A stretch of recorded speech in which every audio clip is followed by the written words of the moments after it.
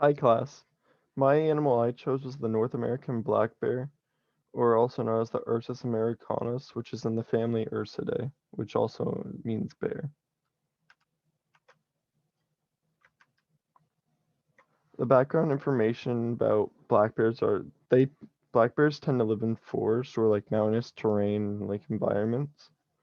And black bears they the the dens black bears use in the winter are usually in like small caves, hollowed out trees, or like under fallen debris and even like root wads. Like here you can see it's like somewhat of a like cave and root wad mixed together. And you could find black bears in like northern central Washington, somewhat like upper north towards Canada. You can't find them like up where we are here. And black bears can also have claws that are up to 1.5 to 2 inches long, so they're able to scrape away at trees or just grab onto their prey. And black bears are also very intelligent. There's a video about this black bear, he climbs a tree and he takes this tightrope all the way to this piece of meat over here.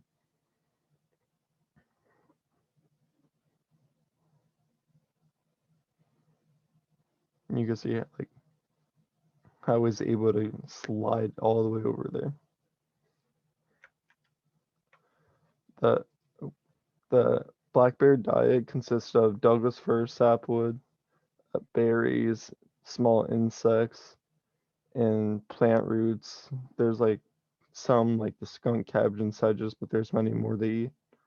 And then after hibernation in the winter, bears will eat dead carcasses of animals that like either died of like s- snow or whatever and they got covered, or basically the cold. And it just shows that like bears are very opportunistic eaters because like they basically eat just about anything. And but black bears use their claws to remove like the barks off of Douglas fir trees or whatever. And they'll use their end scissors to scrape away at the sapwood from like the Douglas fir to get the sugars from it. And there is a issue like I think in Wyoming or whatever, like in their state park, where black bears were eating away at the trees and it would start causing damage to the trees because when a black bear bites at the tree or whatever, it can, well, it slows down the growth of each tree, which leads to diseases or insect infestations. And so that's why in, uh, well, actually, black bears, like, they're able to, it's a problem because black bears are able to, like, remove the bark of at least 70 trees per day. And with each black bear, that can add up. And in 1999, like, they created a study to control the damage of the trees that black bears were doing. And the they used around like 288,500 kilograms of food pellets to distract the bears from being able to like scratch at the trees and harm the environment. And in each of these pellets, there was like a balanced diet so that the bears would, instead of going at the trees, they would go for the food. And toward, they put all of the pellets into 850 feeders across western Washington. And like at the end of the study, it showed that it did affect the black bears. And at the end of the study, they were less likely to attack trees instead.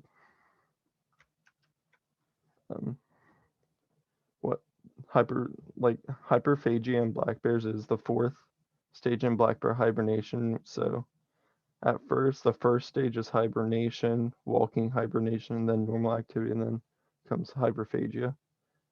And during hyperphagia, the bears, they, to prepare for winter, they eat around 15,000 to 20,000 calories per day, like opposed of like they normally eat around like 5,000 to 8,000 normally.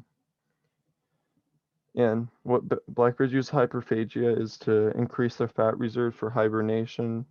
And during their like feeding period of hyperphagia, they'll eat nuts or acorns because that's like what's mostly in abundance towards the time of year they go into hyperphagia.